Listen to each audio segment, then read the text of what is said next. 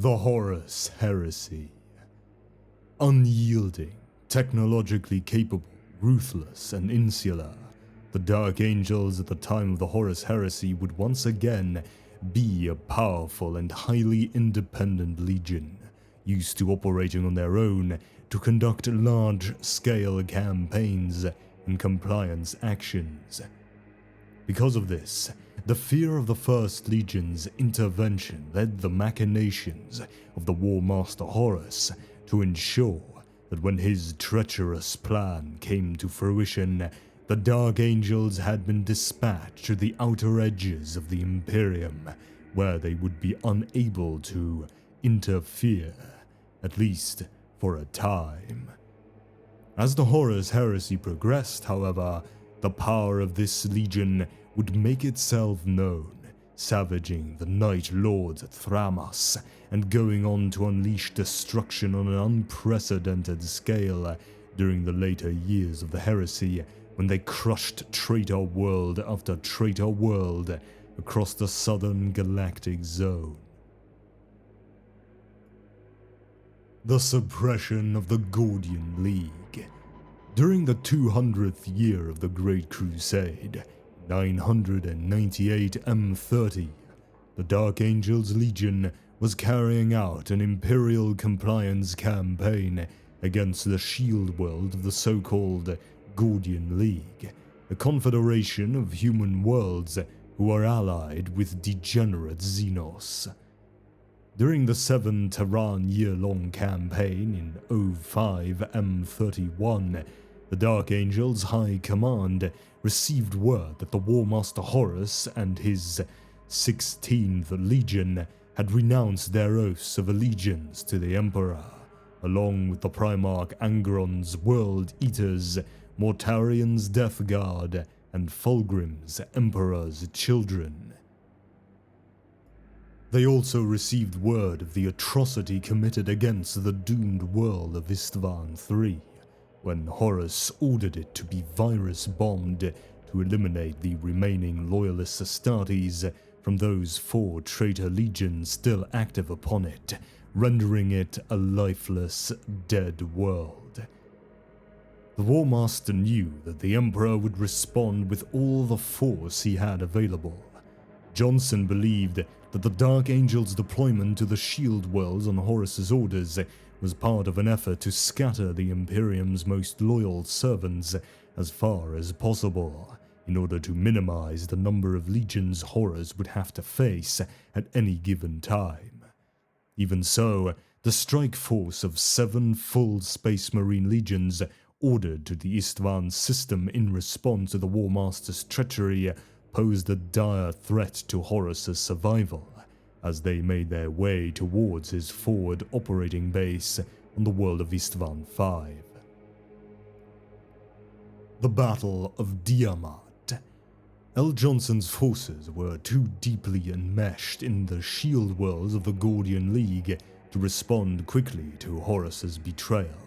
The best estimates of the Primarch's staff indicated that it would take them nearly 8 solar months to conclude their offensive operations, even on an emergency basis, and reposition themselves for a strike against Istvan V. Even if they could move more quickly, Horus's agents would be able to alert the War Master in time to organize a counter-strike. However, Johnson believed that a small, hand-picked force might accomplish what an entire legion could not. The Primarch issued orders for many of the Dark Angels' reserve squadrons to resupply and prepare for immediate deployment to the Tanagra system. Their primary target was to secure the Forge World of Diamat. They could not afford to let the War Master acquire the substantial supplies and ordnance needed to fortify the world of Istvan V against the approaching Loyalist strike force.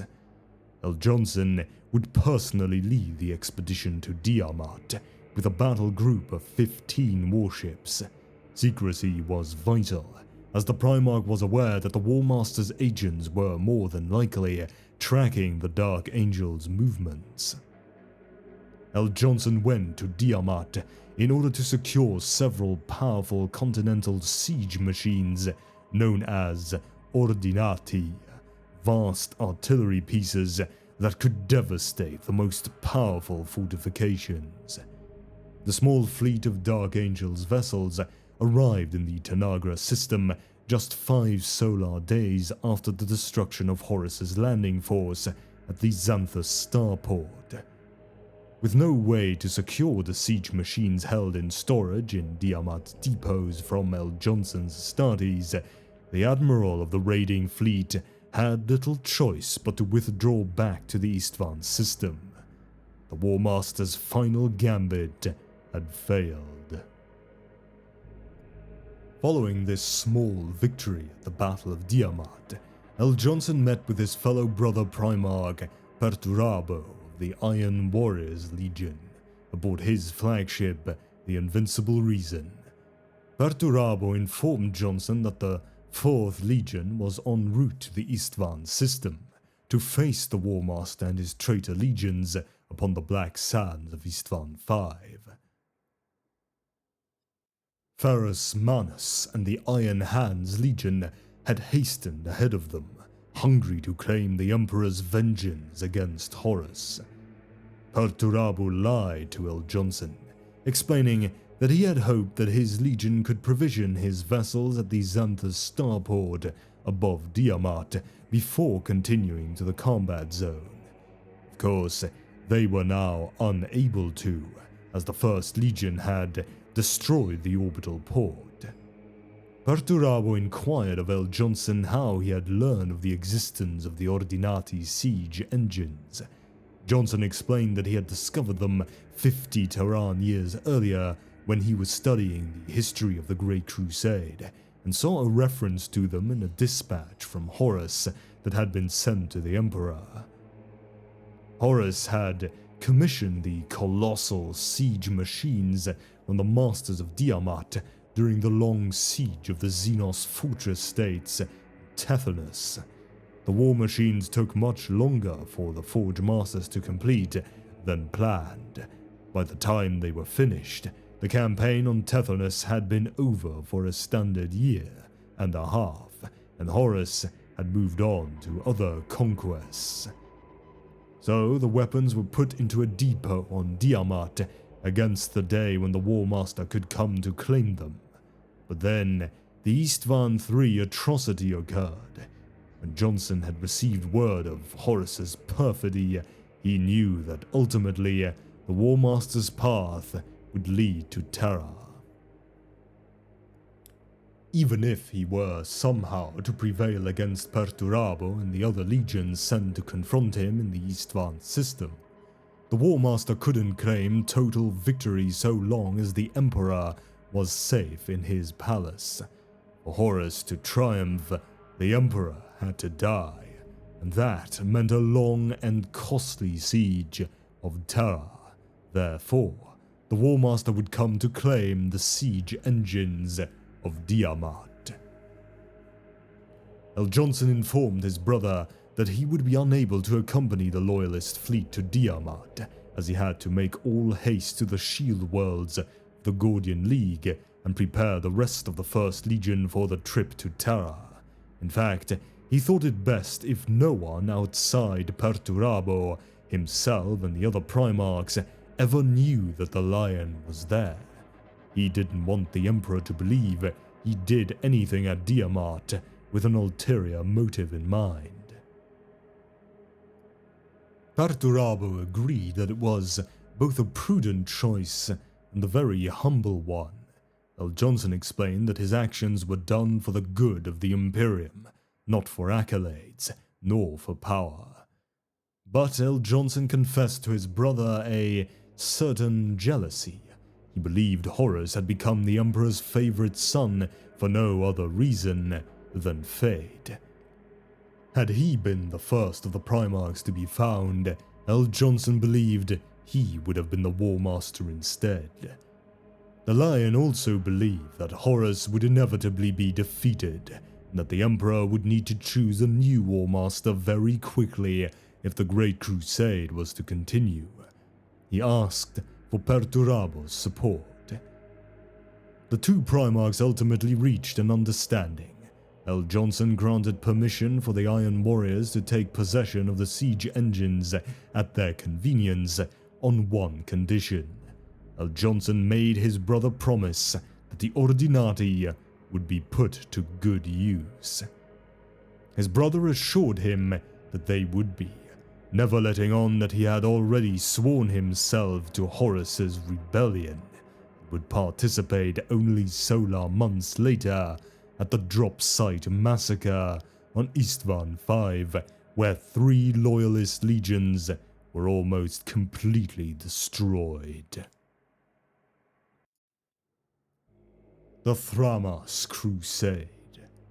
Following the victory of the drop site massacre, Horus called a meeting of the Primarchs of 8 of the traitor legions, minus the participation of the Alpha Legion's Primarch, Alpharius, aboard his flagship, the Vengeful Spirit.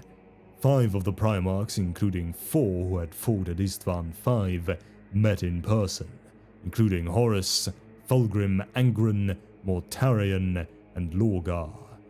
3 appeared through the use of hololithic emitters that transmitted their signals through the warp, including Perturabo Conrad Kurz and Magnus the Red, who had only recently joined the traitors after the scouring of Prospero when the broken remains of his 15th Legion had been transported by Tzeentch into the Eye of Terror to the planet of the Sorcerers. The Thousand Sons, bitter at what they perceived as their betrayal by the Emperor, now willingly became the 9th Traitor Legion. The Council of Traitor Primarchs made their plans for the next step in their war against the Emperor, and then each legion went its way according to its assigned role. In 07M31, Conrad Kurz's fleet departed, bound for the planet of Sagualsa, a remote world in the eastern fringe that lay shrouded in the shadow of a great asteroid belt. From there, the Night Lord's Legion's Terror troops would begin a campaign of genocide against the Imperial strongholds of Heroldar and Thramas, star systems that, if not taken, would leave the flanks of the Warmaster strike on Terra vulnerable to attack. This campaign would also delay the Dark Angels Legion from reinforcing the Loyalists. The Thramas system was of particular importance, as it comprised a number of Mechanicum Forge worlds whose loyalty was still to the Emperor. This bitterly contested campaign, known as the Thramas Crusade, dragged on for nearly 3 standard years.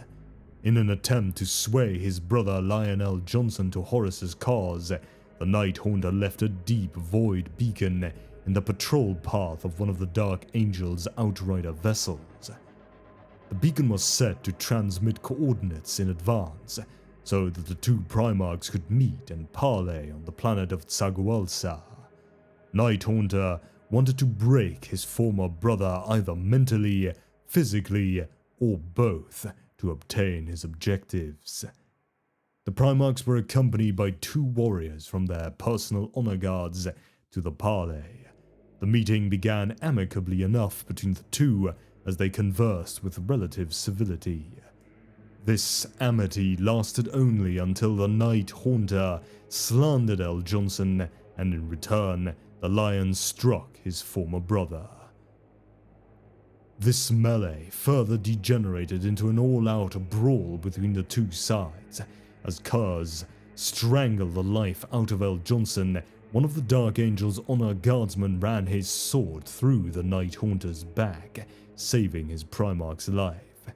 Eventually, both legions sent reinforcements in response to this incident.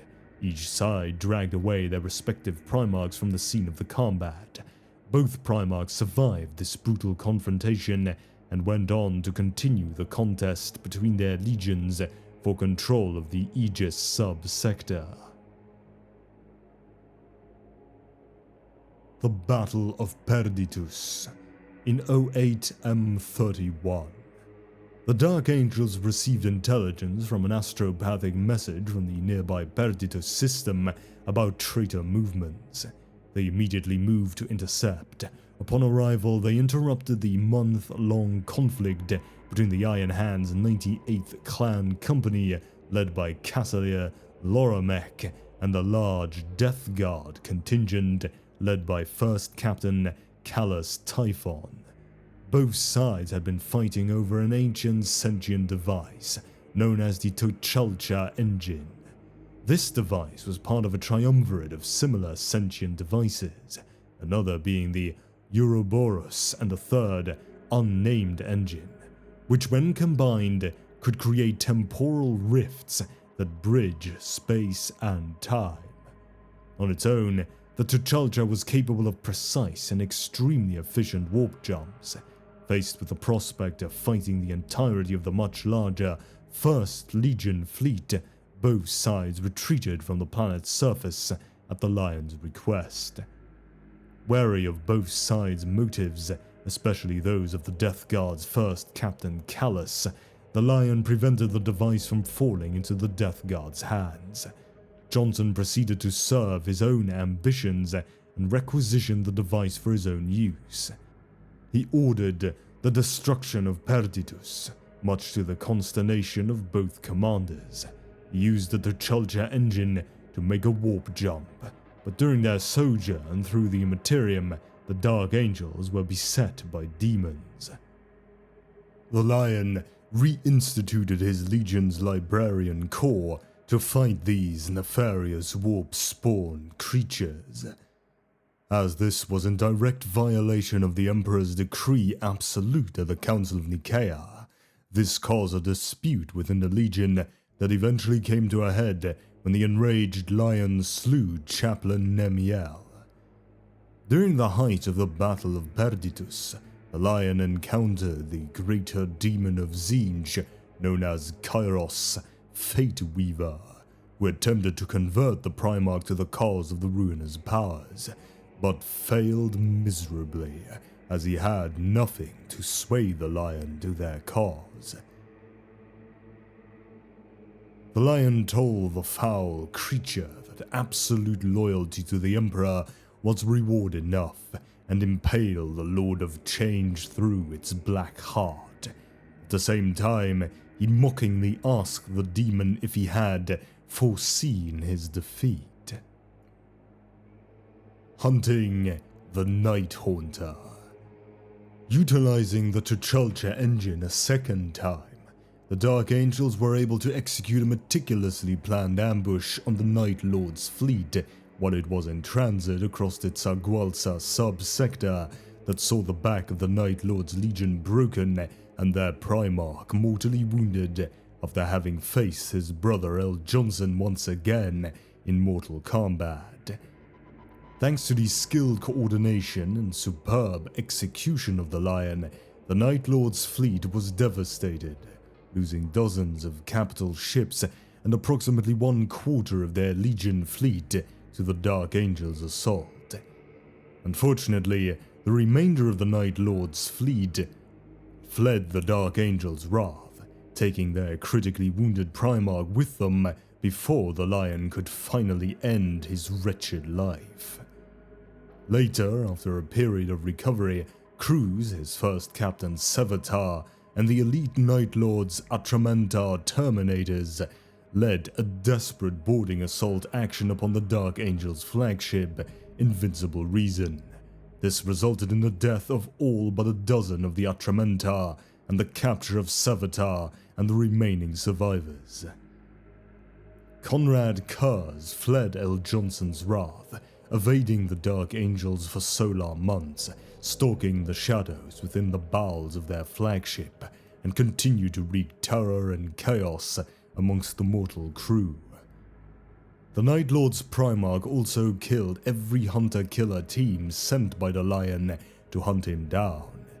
After losing several squads of Dark Angels, the Lion himself took up the hunt for Kurz, stalking him throughout the Invincible Reason for the next 16 solar weeks.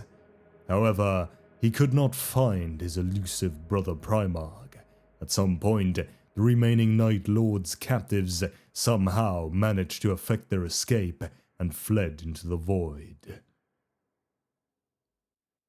Imperium Secundus.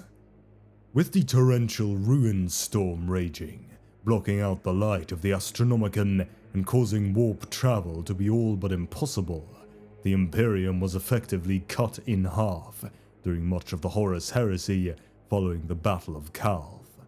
The Dark Angels came to the realization that they were unable to return to Terra to assist in its defense, even with the use of the T'Challa engine.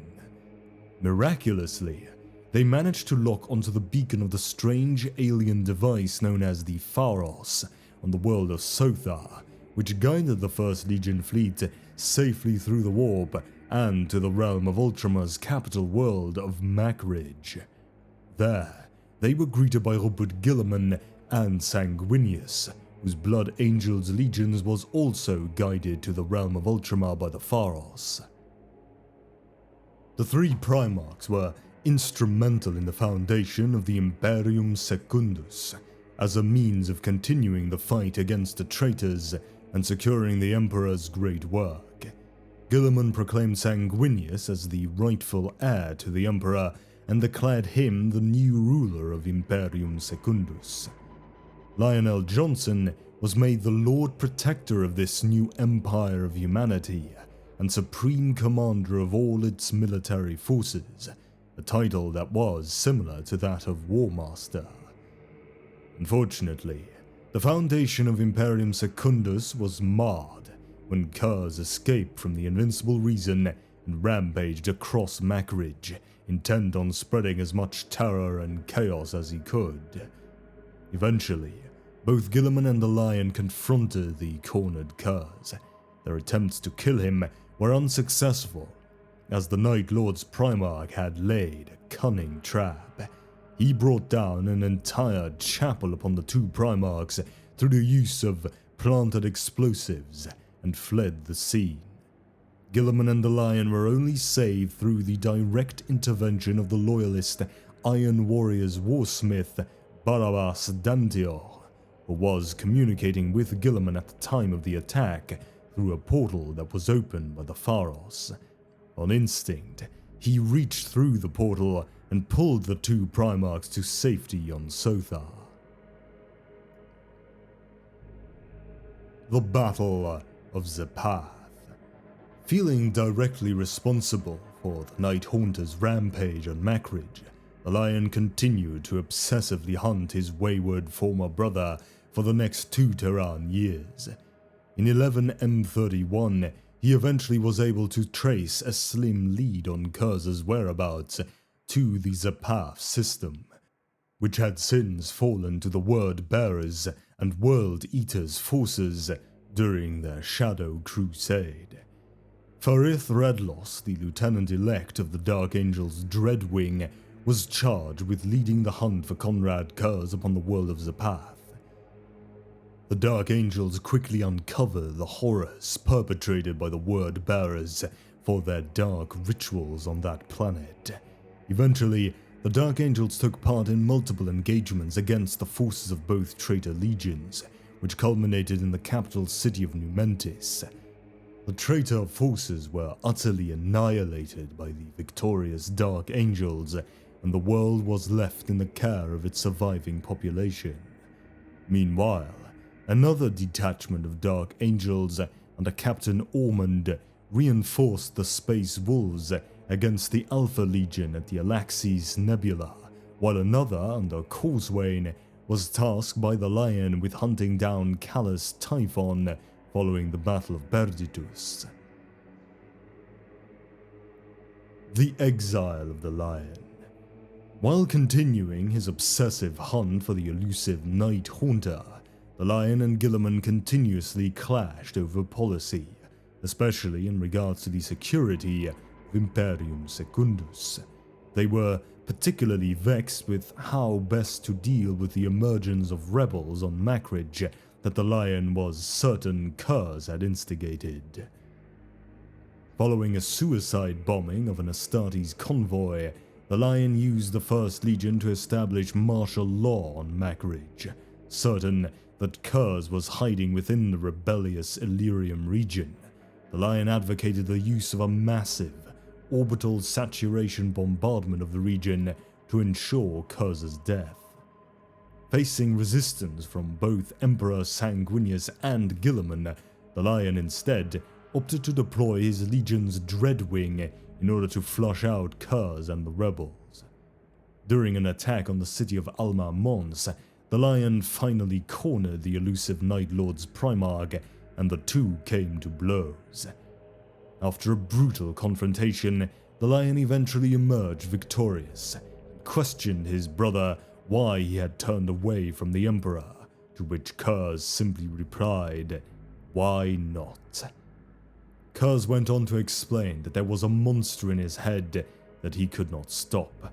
Though he finally had Kurz at his mercy, the Lion couldn't bring himself to kill his brother, instead pummeled him again. He then ripped off Kurz's backpack from his battle plate, lifted him over his head, and brutally brought the Night Haunter down across his knee, breaking his spine and paralyzing him. The Lion brought the grievously wounded Conrad before Sanguinius and Guilliman to stand trial. A triumvirate was later held where Kurz defended his actions, but refused to admit his guilt. Since each of the Primarchs had been created to perform a specific function, he argued he was merely acting according to his own nature, therefore had committed no crimes. The Night Lord's Primarch further divided Guilliman and the Lion by accusing the latter of secretly ordering orbital bombardment in direct violation of Guilliman's orders to prevent civilian casualties. Enraged, the Lion sought to kill Kurz, but was halted by the words of Sanguinius, as Guilliman snatched L. Johnson's Lion's sword and broke the blade across his armored thigh in his fury. L. Johnson was furious, but Sanguinius dismissed the Lord Protector, ending the triumvirate. The Lion was then banished from Imperium Secundus. Taking his leave, the Dark Angels withdrew from Macridge only hours later. Standing in the chamber of the Tzeentch engine aboard the Invincible Reason, the Lion brooded over recent events. He questioned his actions over the course of the last few decades, the banishment of Luther, the death of Nemiel, as well as other decisions he had come to regret. As the Dark Angels made their final preparations to depart back to Caliban, the Lion went back to the Tzeentch engine's chamber. He ordered the device to teleport himself and Holgin, Deathbringer, the voted lieutenant of the Deathwing, back to Macridge. As Sanguinius prepared to execute Kurz for his crimes, both the Lion and his lieutenant teleported directly into the chamber and told Sanguinius to stop. As troops entered the room, demanding the Lion surrender, L. Johnson explained his reason for the intrusion. He reasoned that Kurz had the ability to see precognitive visions of potential futures, and repeated the Night Haunter's claim that his death would one day come at the hands of an assassin sent by the Emperor. If this was true, the Lion reasoned, then it was proof that the Emperor was still alive beyond the barrier of the Ruined Storm. Sanguinius knew the Lion's explanation rang true, as he recognized that his own precognitive visions of his inevitable death would also eventually come to pass. When Guilliman demanded to know what would become of Kurz, the Lion knelt before his two brothers and promised that he would be Kurz's jailer. Kurz remained captive aboard the Invincible Reason, and occasionally the Lion would visit to speak with him in an attempt to gather information from his prophetic visions, but the Night Haunter rarely proved cooperative. The Second Battle of Davin. In the wake of these revelations, Imperium Secundus was abolished by the three Primarchs, as an unfortunate mistake.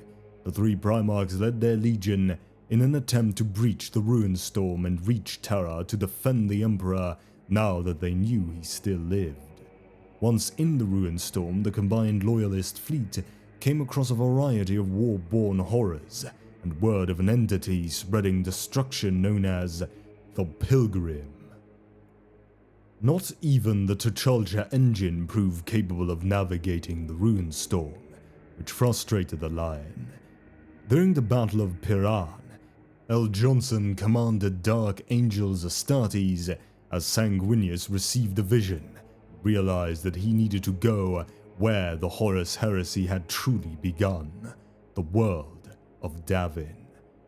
Through an arduous journey, they eventually reached Davin, the nexus of the continuing Ruined Storm in real space, and engaged a vast demonic host on and above the world in what would be remembered as the Second Battle of Davin. Reluctantly, Robert Guilliman and the Lion agreed to trust in Sanguinius, but both had thought to simply destroy the hated world upon arriving from orbit. After the fleet emerged over Davin, Sanguinius shocked L. Johnson by boarding the Invincible Reason and taking the still captive Conrad Kurz with him.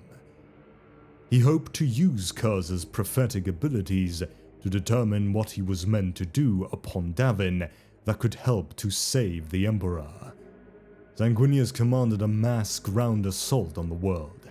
The enraged Lion nearly ordered that Davin be subjected to an exterminatus action regardless of Sanguinius's presence upon it. At the last moment, he relented and was immediately horrified by what he had nearly done. He realized that some external power was attempting to force the Primarchs down the path to damnation, and he followed Sanguinius down to the surface of Davin. On that dusty world, Sanguinius was trapped within a portal to the warp and did battle with the demon Madail, while Guilliman and the Lion desperately tried to reach him. A vicious battle erupted both on Davin and above it in the void, where Guilliman's acting flagship, Samothrace, was destroyed in orbit by the demon ship Veritas Ferrum. During the ground battle at Davin's infamous Temple of the Serpent Lodge, where horrors had first been corrupted by chaos, Guilliman and L. Johnson managed to finally fight as partners and brothers. Together they brought down a massive soul-grinder demon engine. Eventually, Sanguinius was able to escape, and the Space Marine forces evacuated the world to orbit. Davin was destroyed by cyclonic torpedoes, and with its anchor in real space gone, the demonic fleet vanished back into the Imperium. Where Davin had once been, a breach in the Ruined Storm was now visible. The path through led directly to Terra, but upon further study it became apparent that Horus had foreseen that this route to Terra might open for the Loyalists, and had blocked it with a gauntlet of multiple traitor fleets. Guilliman and the Lion agreed to distract the blockade, while Sanguinius and the Blood Angels fleet made directly for Terra, for that was their destiny. Sanguinius and the Blood Angels fleet then raced directly for Terra through the opening, as was their destiny in Sanguinius's precognitive visions, while Guilliman and Lionel Johnson led the Ultramarines and Dark Angels legions in diversionary attacks against the traitor fleets that allowed the Blood Angels to slip through the cordon. By the time the Siege of Terra began, the Lion hoped to draw traitor forces away from Throne World by striking at their own Legion homeworlds.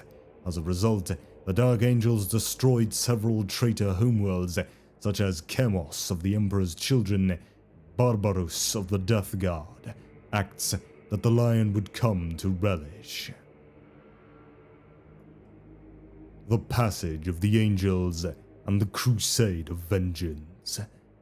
At some point before or during the Siege of Terra, the Astronomicon went dark for the Dark Angels fleet. Fearing that Terra had fallen to Horus, L. Johnson became nihilistic, and instead of moving towards Terra, pledged himself to vengeance through the destruction of as much of the traitor's territory as he could, using the rationalization of attacking the traitor homeworlds in hopes of drawing reinforcements away from Terra to his troops. L. Johnson oversaw the destruction of Chemos and Barbarus in a spiteful purge dubbed the Passage of the Angels. Without the Astronomicon, the Angels continued to rely on the T'Challa engine for guidance through the warp. The Lion eventually ordered the Dark Angels fleet to head to Deliverance, the homeworld of the Raven Guard Legion, where Corvus Corax and Leman Russ of the Space Wolves Legion were currently mustering their forces. The Lion was quick to question Corax's absence from the major fronts of the war, but his wrath was quickly extinguished by Russ, who pointed out that the Space Wolves' own survival was still an asset of great worth even if Terra remained beyond their reach. Russ declared he would join L. Johnson's so-called Crusade of Vengeance, including with Space Wolves warriors equipped with the new suits of Mark 6 Corvus power armor produced on Kievar. Yet Corax was cautious to commit his badly mauled legion to what he saw as a needlessly spiteful waste of resources for a purely emotional gain, and only assigned a small expeditionary force of the Raven Guard to accompany the Space Wolves and the Dark Angels. Eventually, the Angels made course for Terra on the Lion's command, but arrived too late to influence the outcome of the Siege of Terra, or prevent the Emperor from being mortally wounded by Horus and interred on the Golden Throne. The Great Betrayal. In the aftermath of the Siege of Terra, the surviving loyalists rallied the reeling Imperium. The Dark Angels took a significant part in these battles, which later came to be called the Great Scouring. As they pursued the rebels, the First Legion diverted to nearby Caliban for the first time in many standard years, since the world had been enshrouded by the Ruin Storm and other warp storms since Horus's betrayal, but now was free of such navigational interference. For Lionel Johnson, one final act of treachery remained to be discovered. Upon the Dark Angels' arrival in orbit, they were fired upon from the surface, pulling back the Legion fleet. L. Johnson, trying to find out what had happened, discovered that Luther, who had become embittered by what he perceived as L. Johnson always taking all the glory, had poisoned the minds of the Dark Angels' garrison and the new recruits that had been left on the planet against their Primarch. Correctly believing that Luther and the planet-side Dark Angels had actually been tainted by chaos, an infuriated Johnson ordered that Caliban be bombarded from orbit, destroying the planet's defenses. L. Johnson then led his forces to the surface and assaulted the Order's fortress monastery, where he confronted Luther in single combat. Luther, now a Chaos champion, had been elevated to a strength equal to that of the Primarch through the gifts of the Chaos Gods, and the two met in a combat the likes of which would not be seen again. The pair's duel leveled the monastery around them, but the planet was also taking a heavy toll. The sustained bombardment began to crack the surface of the planet's crust, the Dark Angels in orbit unable to see the damage they were wreaking upon their homeworld. L. Johnson managed to wound Luther, but could not bring himself to kill the man who had once been his brother and mentor. Luther lashed out with a powerful sorceress attack that mortally wounded the Primarch. Luther then realized what he had done in his jealousy and anger, as if a veil of deceit had suddenly been lifted from in front of his eyes. He fell to the floor, unwilling to fight anymore, but it was too late for L. Johnson. The enraged, ruinous powers of chaos realized they had lost control of yet another of their pawns in the fight against the Emperor, and sent a massive warp storm to rack the surface of the planet. Caliban then broke apart under the strain, destroyed all but for the monastery of the Order, which had been protected by potent defensive force fields. The rest of the Dark Angels who had been converted by Luther to the worship of chaos were sucked into the warp and scattered across the galaxy. From that time forward, they were named the Fallen Angels, or simply the Fallen. The Fallen were scattered throughout space and time, and Caliban tore itself apart under the strain of the ruinous powers' assault.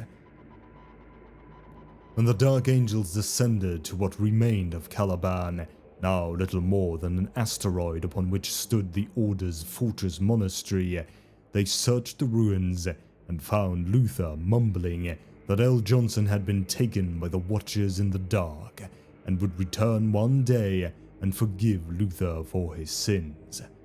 The Dark Angels could not find any trace of their Primarch.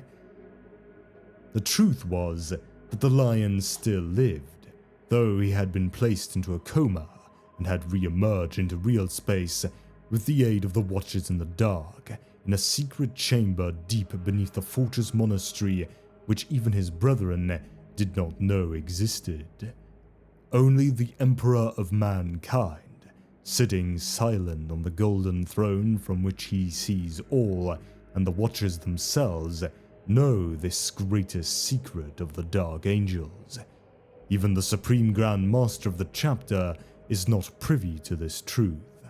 However, legends soon spread throughout the chapter that the Lion would find his way back to the Dark Angels on that grim day when they went to war in defense of the Imperium for the final time. 10 standard millennia later, a captured fallen angel named Maria Estellan would tell a different version of these events. According to Estellan, Lionel Johnson was late in arriving to the fence of Terra, not due to being too far away, but because he was waiting to see whether it was Horus or the Emperor who won the great conflict between them. Estellan, believing that those who were with L. Johnson would not forgive them for turning on their brothers, ordered the defensive batteries of Caliban to fire upon the returning Dark Angels' fleet. The difference between the Dark Angels' view of the fall of Caliban and that of the fallen angel Estellan is considered to be due to Estellan's literally warped perception of these events. But some aspects of this story may ring with truth after all. Lionel Johnson might have betrayed the Emperor in his heart, if not in his mind, when he was most needed. After the Horus Heresy, with their Primarch missing and their battle brothers on Caliban having betrayed them to chaos, the Dark Angels swore to redeem themselves in the eyes of the Emperor and force the fallen angels to repent or die. They decided the true story of treachery behind the destruction of Caliban must remain secret. No outsider must learn of the schism that had split the First Legion, or that any Dark Angels had ever turned to the service of the ruinous powers. Should the truth be revealed, the Dark Angels believed they would be labeled excommunicate traitores and never given a chance to redeem themselves. The senior members of the Legion formed a secret conclave, an inner circle of the Legion's masters. They created an overlapping system to watch over their own brothers, and also themselves. Everyone must be scrutinized for signs of corruption. Thus started a spiral of mistrust and secrecy that continues to this day. Such was the scale of the disaster of the fall of Caliban that there could be no hiding it. Psykers across the galaxy had sensed the warp storm that ripped the world apart, and the titanic flash of the Tempest meeting the indomitable force field surrounding the Dark Angels' fortress monastery had blazed like a supernova. However, the Dark Angels erected a systematic cover-up of the truth. for each remaining battle brother of the First Legion had taken stringent vows of unspeakable binding to never reveal what really took place on Caliban.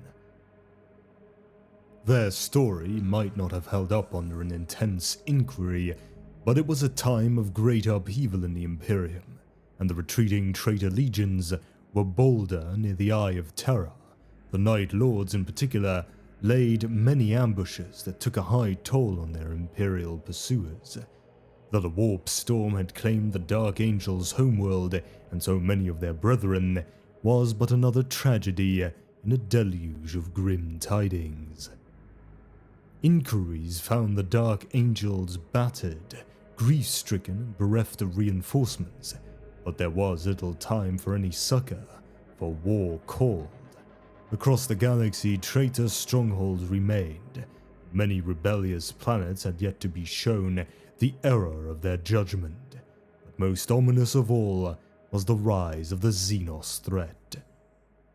Much of the Imperium's strength had been siphoned off in the Civil War, and so countless planets found themselves at the mercy of a new wave of Xenos attacks, leaving only those necessary to oversee the work being done on the reconstruction of what would become the Rock. The Dark Angels split their remaining Legion fleet in an attempt to answer the many distress calls that reached them. In the Cadian sector, they joined the Blood Angels, themselves still reeling from the loss of their Primarch Sanguinius during the Siege of Terra. Together, like vengeful angels, they drove the traitors and demons alike into exile. On Seption Prime, Dark Angels Terminator companies arrived just in time to provide a rearguard action, allowing the Ultramarines to extract their forces before that plague planet, lost to the pestilential whims of Nurgle, was destroyed by Exterminatus. All who fought alongside the Dark Angels at this time lauded them as steadfast warriors, utterly dedicated to the destruction of the Emperor's enemies.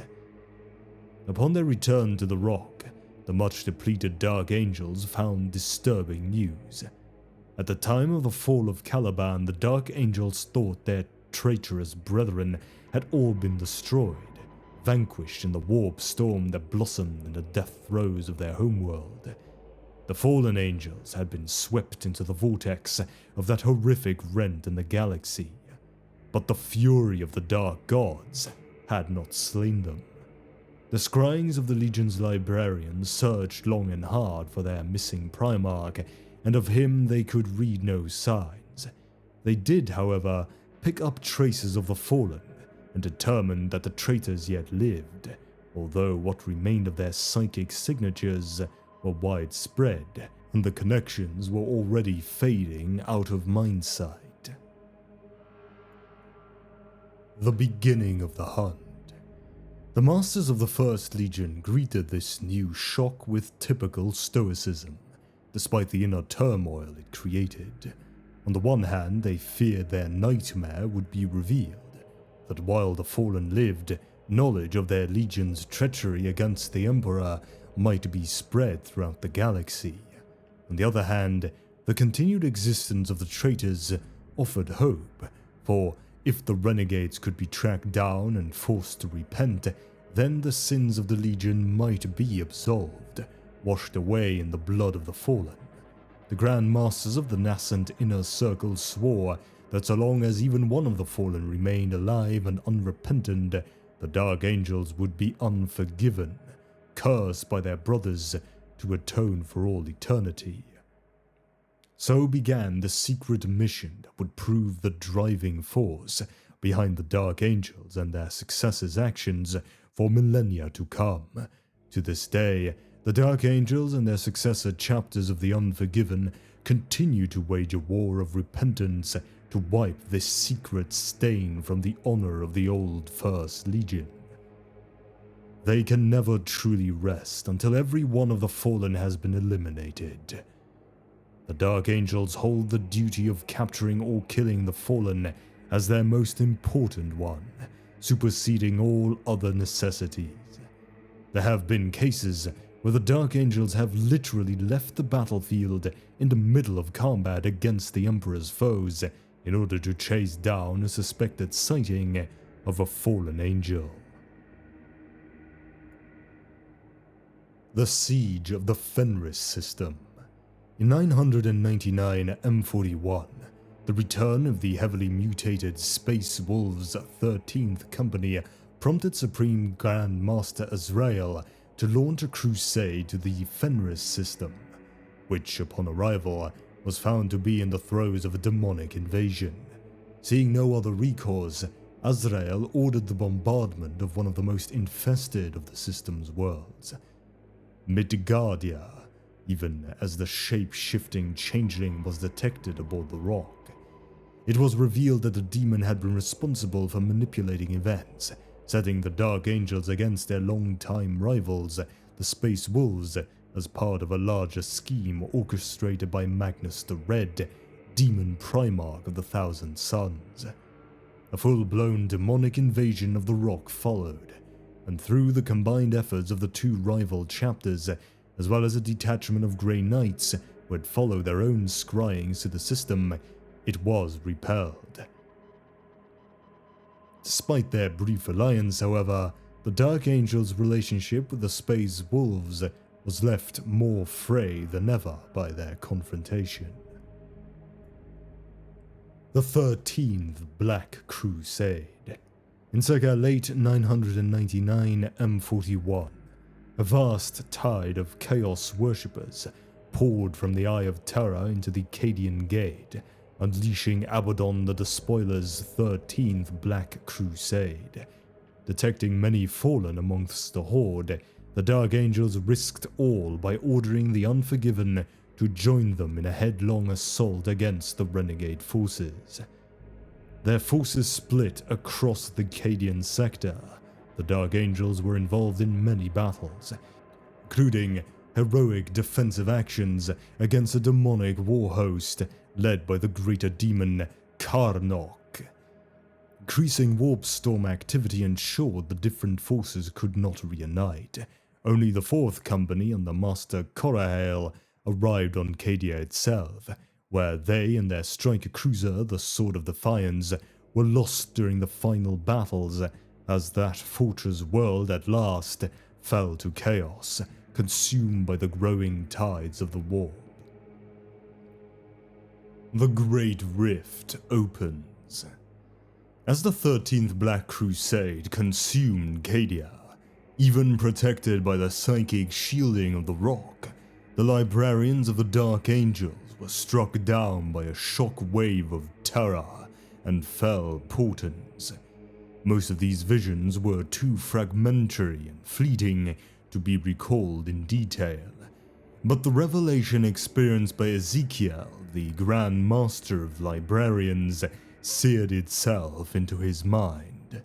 He saw the fallen in their entirety, and their numbers were far greater than the worst fears of the Inner Circle had suggested. Luther had rebuilt the entire First Legion while on Caliban, and a vast proportion of them had survived the planet's destruction, trapped within the warp. Ezekiel's vision ended with an image of the galaxy in turmoil, and another truth became apparent. A great doom was coming. That doom became apparent soon after the fall of Cadia, at the triumphal climax of Abaddon the Despoiler's 13th Black Crusade in circa 999 M41. At first, all was utter blackness, and the stars faded from the skies. But as the time of the Noctis Aeterna passed, the Imperium gazed out, awestruck, upon a new horror. The Cicatrix Maledictum, commonly called the Great Rift, split reality across the galaxy, a hole in real space hundreds of times greater than the Eye of Terror. The rock was caught within the Imperium Nihilus, the galactic north that was wholly cut off from the light of the Emperor's Astronomicon.